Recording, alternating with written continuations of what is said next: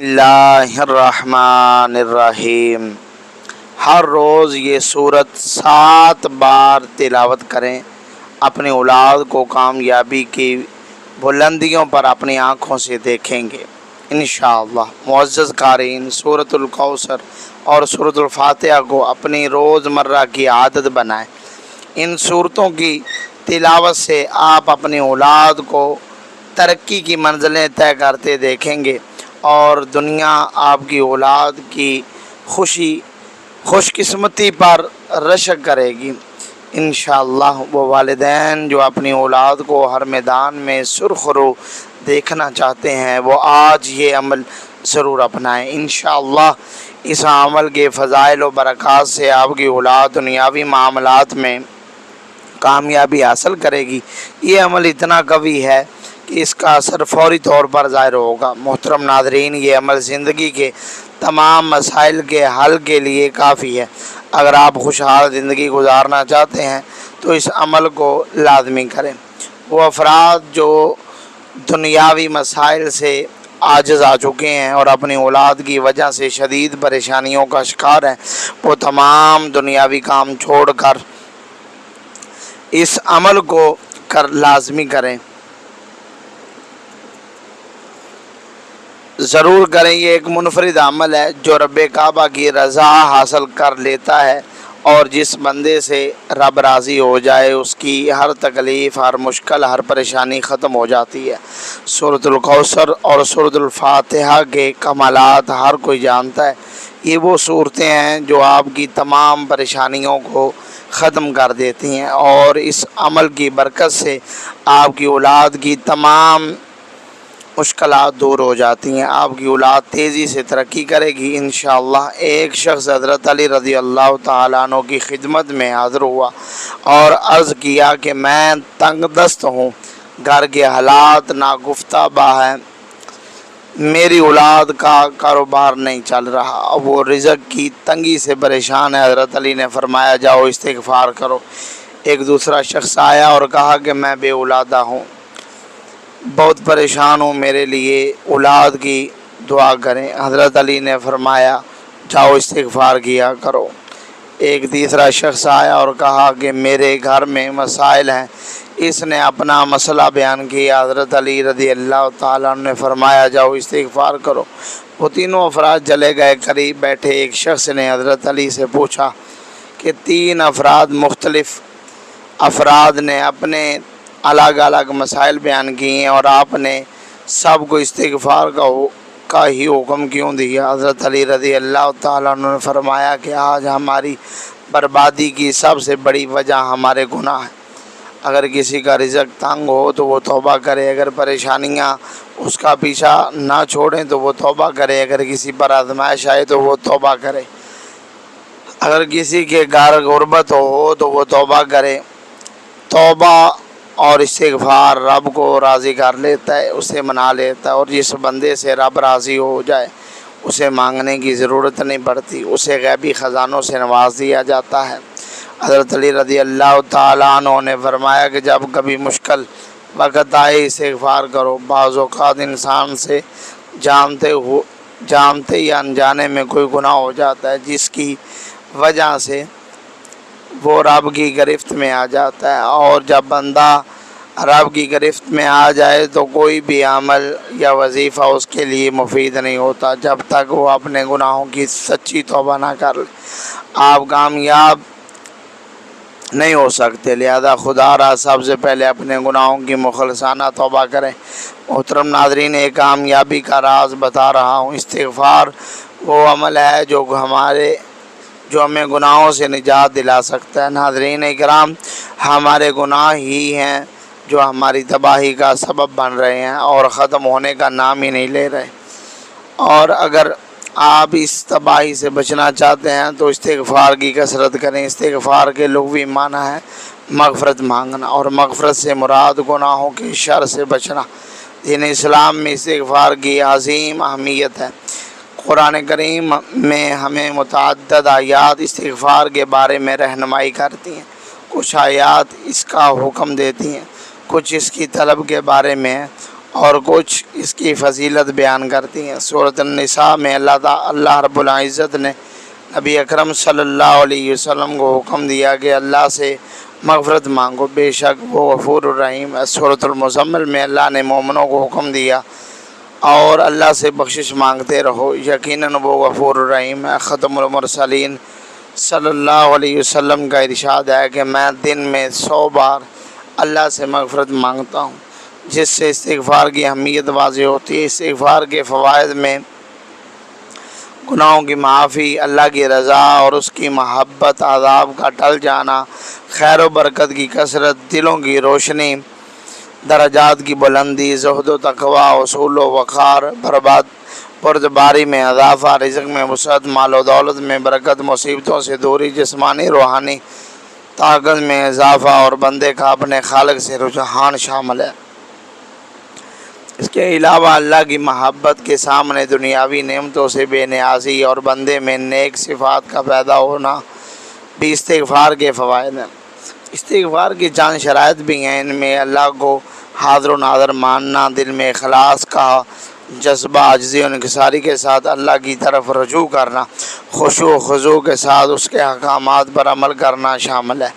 استغفار کے آداب میں جسمانی روحانی پاکیزگی بھی ضروری ہے۔ استغفار کا بہترین وقت سحر کا ہے، جیسا کہ رسول اکرم صلی اللہ علیہ وسلم نے فرمایا کہ رب کائنات رات کے آخری تہی حصے میں دنیا کے قریب آسمان پر نازل ہوتا ہے اور فرماتا ہے، کون ہے جو مجھ سے پکارے میں اس کی دعا قبول کروں، کون ہے جو مجھ سے مانگے میں اسے عطا کروں، کون ہے جو مجھ سے مغفرت مانگے میں اسے بخش دوں۔ محترم ناظرین، آج کا عمل نہایت خاص ہے، اسے ضرور کریں۔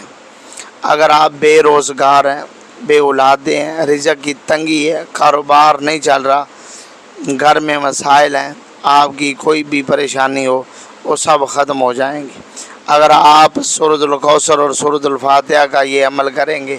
یہ آیات اللہ کی پاکیزگی بیان کرتی ہیں، اللہ کا شکر ادا کرنے کی توفیق دیتی ہیں۔ جب ہم اللہ کا شکر ادا کریں گے تو ہمیں غیب سے اتنا عطا کرے گا کہ آپ حیران رہ جائیں گے، آپ کو سمجھ نہیں آئے گا کہ یہ رزق اور دولت کہاں سے آ رہا ہے۔ اگر آپ اس عمل کو روزانہ کریں گے تو انشاءاللہ آپ کی اولاد کی ترقی دیکھ کر لوگ حیران زدہ ہو جائیں گے۔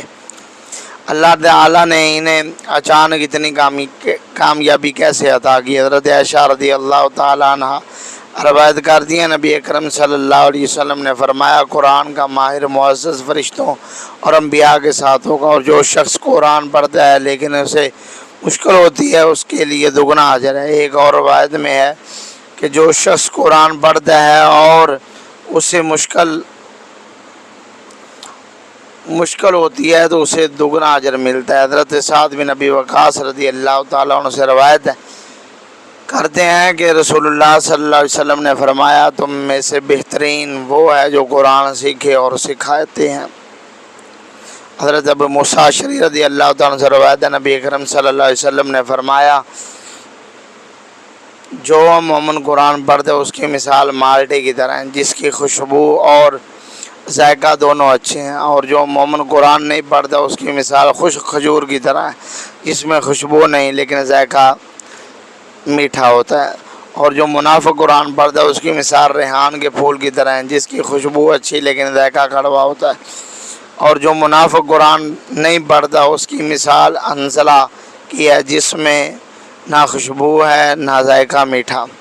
حضرت ابو ہریرہ رضی اللہ تعالیٰ عنہ سے روایت ہے کہ نبی کریم صلی اللہ علیہ وسلم نے فرمایا، صرف دو لوگوں سے جائز ہے، ایک وہ جسے اللہ نے قرآن پڑھنا، سمجھنا اور سکھانا عطا کیا اور رات دن اس کی تلاوت کرتا ہے، اور دوسرا وہ جسے اللہ نے مال دیا اور وہ اسے اللہ کی راہ میں خرچ کرتا ہے۔ محترم ناظرین، اولاد کی کامیابی میں والدین کی خوشی ہے، اس میں کوئی شک نہیں کہ ایک باپ اپنی اولاد کے لیے اپنی جان تک قربان کر دیتا، بلکہ اگر یہ کہا جائے کہ وہ اپنی خوشیوں کو قربان کر کے خوشی پاتا ہے تو غلط نہ ہوگا۔ معاشرے میں ہر والدین کی خواہش ہوتی ہے کہ ان کی اولاد تعلیم حاصل کر کے نام کمایا اور ان کا نام روشن کرے، لیکن ہر بار ایسا ہونا ضروری نہیں، مگر والدین کی حیثیت سے ہمیں اچھے کی امید رکھنی چاہیے۔ آج ایک ایسی کہانی سناتا ہوں کہ بچہ امتحان میں پاس تو ہوا لیکن اس کے نمبر بہت کم تھے۔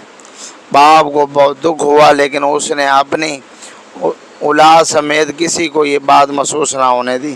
وہ اپنی اولاد کا ہاتھ پکڑ کر لے گیا، ایک بیکری سے مٹھائی خریدی اور گھر واپس آیا۔ پھر اپنی اولاد کے ساتھ محلے کے ہر گھر میں مٹھائی بانٹی اور کہتا رہا، دیکھو میری اولاد پاس ہو گئی ہے، اس نے 36% نمبر لے لی۔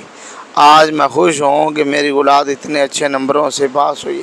یہ دیکھ کر محلے والے حیران ہوئے کہ 36% پر اتنی خوشی، لیکن کوئی نہ بول سکا۔ مٹھائی کھانے کے بعد بچے کے دل میں خوشی ہوئی کہ اس نے اچھے نمبر لی، اس کا جذبہ بلند ہوا اور اس نے سوچا کہ اب مزید محنت کر کے اپنے والدین کو اور خوش کروں گا۔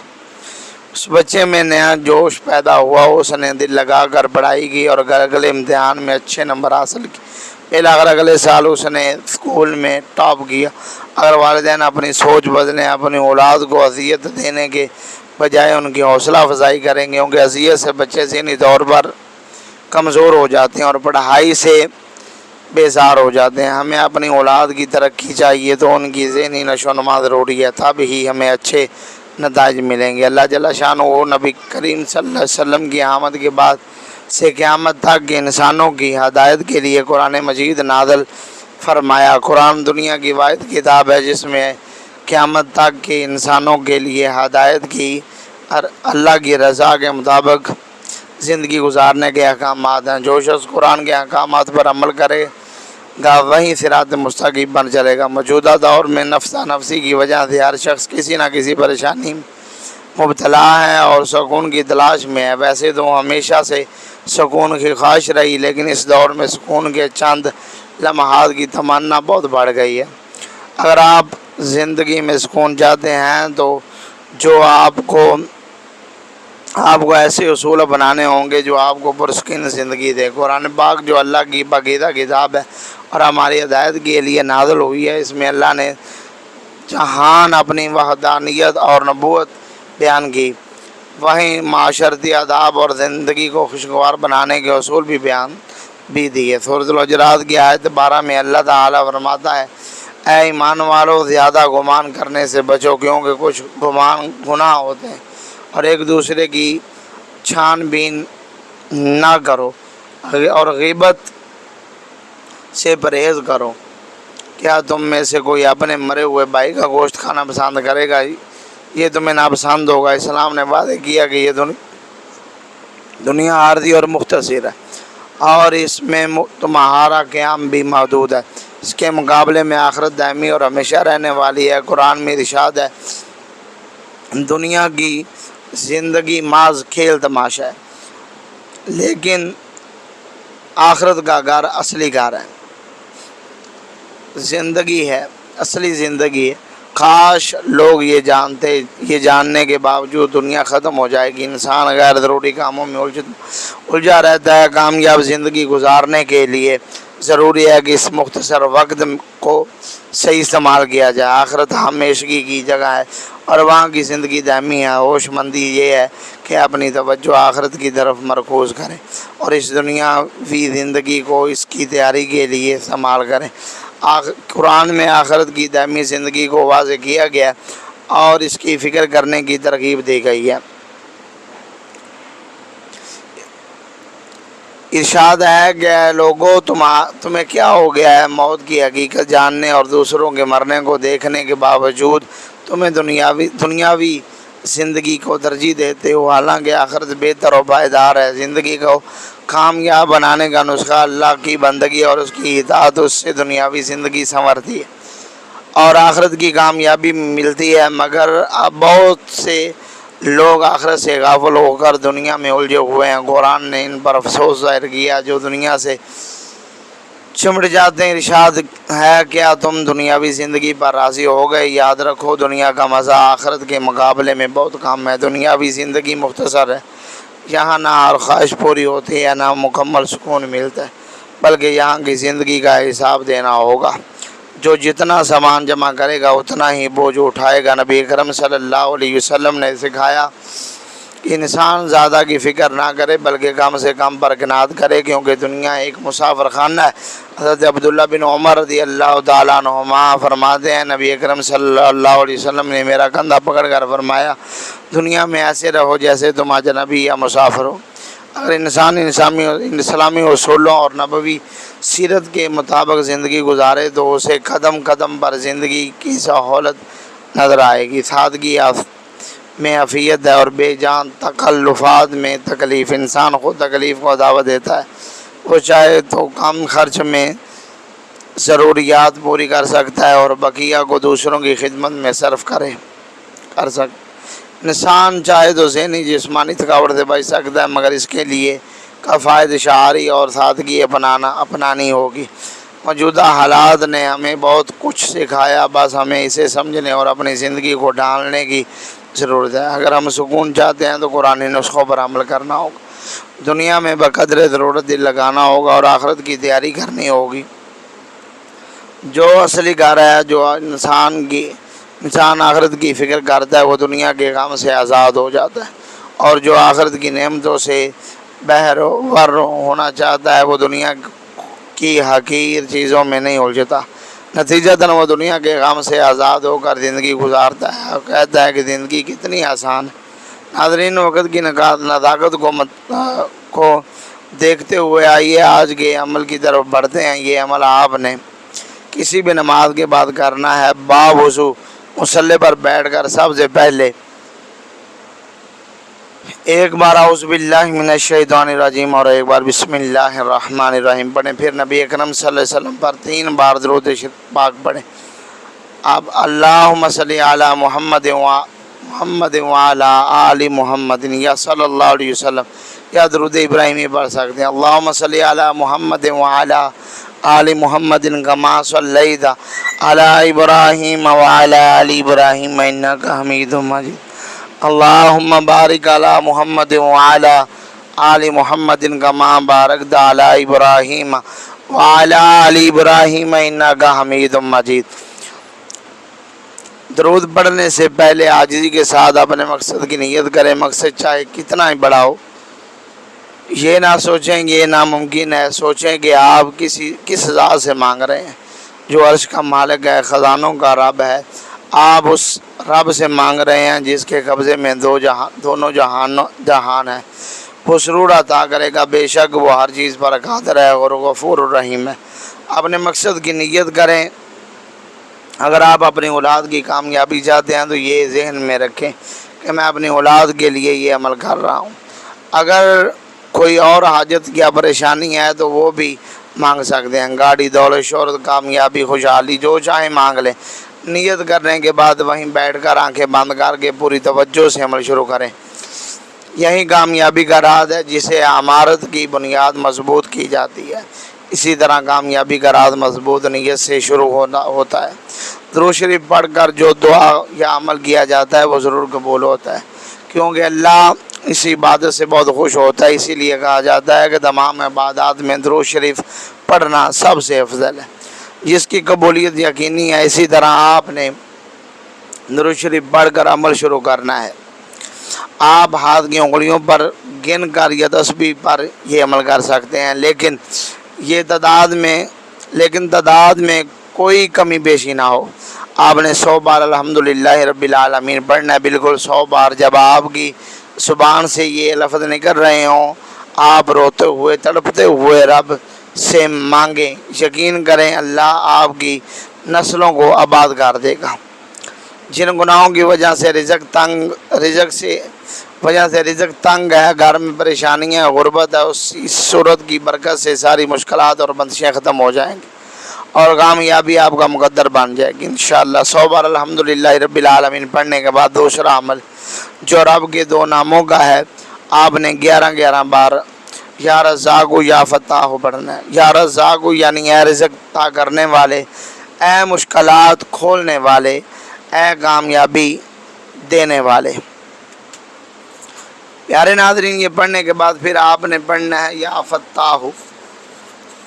یا رزاق یا فتاح پکارنے کی دیر ہے، عرش سے فرشتے زمین پر اتریں گے۔ اور کامیابیاں لے کر آئیں گے. اسے 11 بار پڑھیں. ہر کوئی بتاتا ہے لیکن کامیابی کا اثر راز کوئی نہیں بتاتا. ہم چاہتے ہیں کہ لوگوں کی مشکلات حل ہوں، ان کی دعائیں قبول ہوں اور وہ ہر میدان میں کامیاب ہوں. غور سے سنیں. درود شریف کے بعد پہلا عمل الحمدللہ رب العالمین 100 بار. دوسرا عمل ہے یا رزاق یا فتاح 11 بار. تیسرا عمل ہے سورۃ الکوثر 3 بار پڑھنا ہے. آخر میں وہیں درود شریف 3 بار پڑھ کر عمل مکمل کریں. کامیابی کا راز یہ ہے کہ آپ نے رب کا شکر ادا کیا، پاکی بیان کی اور گناہوں کی معافی مانگی. اب رب راضی ہے. اب انعام کا وقت ہے. یا رزاق سے رزق ملے گا، یا فتح سے کامیابی نصیب ہوگی. سورۃ الکوثر سے گھر کے حالات بدل جائیں گے. بے سکونی اور بے برکتی ہمیشہ کے لیے ختم ہو جائے گی.